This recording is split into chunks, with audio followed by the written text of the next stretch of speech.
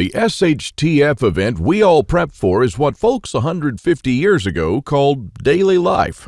No electrical power, no refrigerators, no internet, no computers, no TV, no hyperactive law enforcement, and no Safeway or Walmart. But they got things done, or else we wouldn't be here. In this short video, I'll unearth a long-forgotten secret that helped our ancestors survive famines, wars, economic crises, diseases, droughts, and anything else life threw at them, and a secret that will help you do the same for your loved ones when America crumbles into the ground. I'm also going to share with you 3 pioneer lessons that will ensure your children will be well fed when others are rummaging through garbage bins. In fact, these 3 old teachings will improve your life immediately once you hear them. My name is Claude Davis, and you may know me from my website, askaprepper.com, or you may have seen my warnings in the media, but few of you know me personally. My story is emotionally heavy with struggles and disappointments, but also with faith in God and survival will that finally led to my being here. So pay close attention because this video will change your life forever, for the good. Lesson number 1, don't take anything for granted. My grandparents from my father's side came to America from Ukraine just before the Second World War and started a small farm in Texas where I grew up without missing a thing. But my grandfather wasn't so lucky. When he was only 12 and still in Ukraine, he survived one of the most horrific famines. Of the 100 families that lived on his street, only 20 survived. So what you're about to hear is a real recollection, as it was written in a personal journal just after the crisis by one of his neighbors. Where did all the bread disappear? I do not really know. Maybe they've taken it all abroad. The authorities have confiscated it, removed it from the villages, loaded grain into the railway coaches, and took it away someplace. They've searched the houses and taken away everything, to the smallest thing. All the vegetable gardens, all the cellars were raked out, and everything was taken away. It was so dreadful that every day became engraved in my memory. People were lying everywhere as dead flies. The stench was awful. Many of our neighbors and acquaintances from our street died. We tried to survive the best we could. We collected grass, goosefoot, burdocks, rotten potatoes, and made pancakes, soups from putrid beans or nettles, collected clay from the trees and ate it, ate sparrows, pigeons, cats, and dogs. When there were still cattle, it was eaten first, then the domestic animals. Some were eating their own children. I would never be able to eat my child. One of our neighbors came home when her husband, suffering from severe starvation, ate their own baby daughter. This woman went crazy. Another neighbor wrote a petition to the authorities, and here's just a paragraph from that. It said, "Please return the grain that you've confiscated from me. If you don't return it, I'll die. I'm 78 years old and I'm incapable of searching for food for myself." And of course, nobody cared. In a crisis, it's everyone for himself. Although in many cases, families did still remain families. But just after the winter, when there's absolutely nothing to eat, my grandfather, together with his mother, went to the nearest town where the government had established a soup kitchen. Unfortunately, the 25-mile journey was too much for his mother. After just 5 miles, she couldn't walk anymore. My grandfather noted in his journal, "Mother said, save yourself, run to town." I turned back twice. I could not bear to leave my mother, but she begged and cried, and I finally went for good. Now, I don't know about you guys. I'm a father myself, and when I read these things, I burst into tears. Please allow me to take a wild guess here, without getting mad at me. You're probably sitting in front of your computer right now with a few major worries. Maybe a half-full fridge, maybe a decent job, and at least a small backyard that you can hold on to, and that's all good. But make no mistake taking this for granted. History has shown us many times that it can all fly away in a split second. The biggest misstep that you can take now is to think that this can never happen in America or to you. All that my grandfather and our ancestors who came here and formed America lived through would be in vain without lesson number 2. Those who cannot remember the past are condemned to repeat it.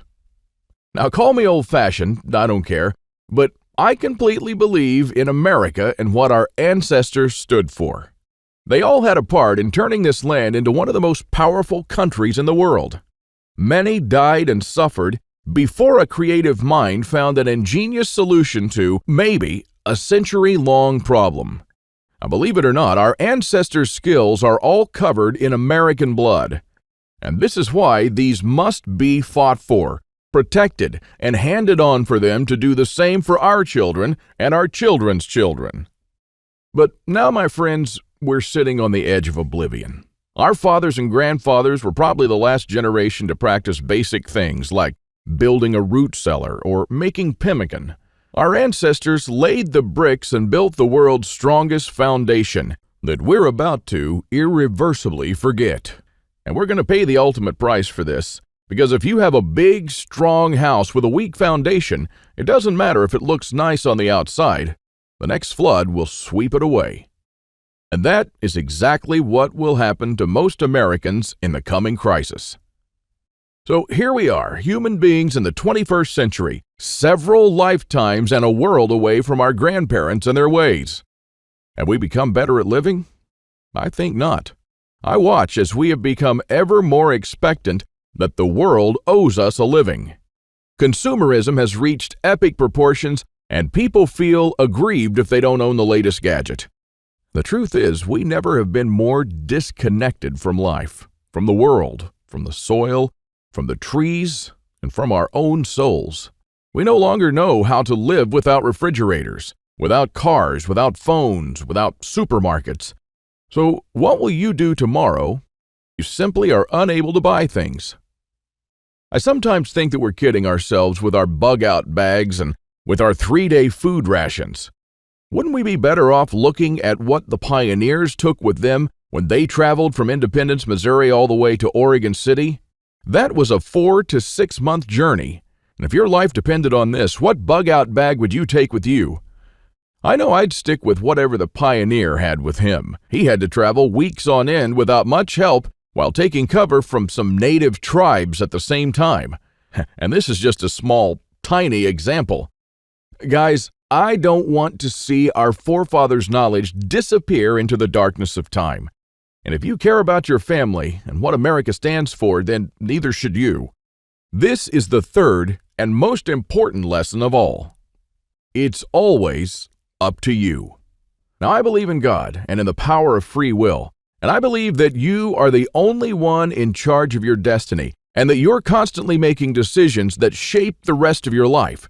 Now, it's true we all had different starts, depending on our families and upbringing, but for most of us here in the United States, we at least had decent beginnings. We had water and food, we could go shopping from time to time, and we had decent medical system compared to other countries.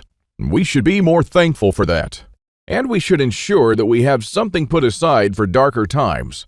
If anything goes wrong with this country, don't blame the government or the president. They don't truly care about you or your family.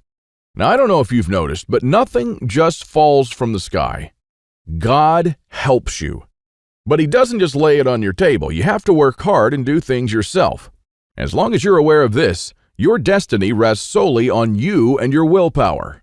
Now, you can truly change things, and you can do a lot more than you think you can. With this idea in mind, 5 years ago, I wanted to do something that hasn't been done before. Something that not only would help me survive a crisis without investing a fortune in stockpiles, but something that I could do around my house on a daily basis using only methods that were tested and proven by our forefathers for centuries. I wanted to unearth and learn the forgotten ways of our great-grandparents.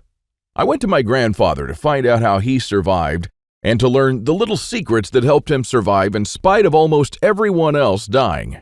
Now, he was almost 90 years old, but the old man was still in good shape.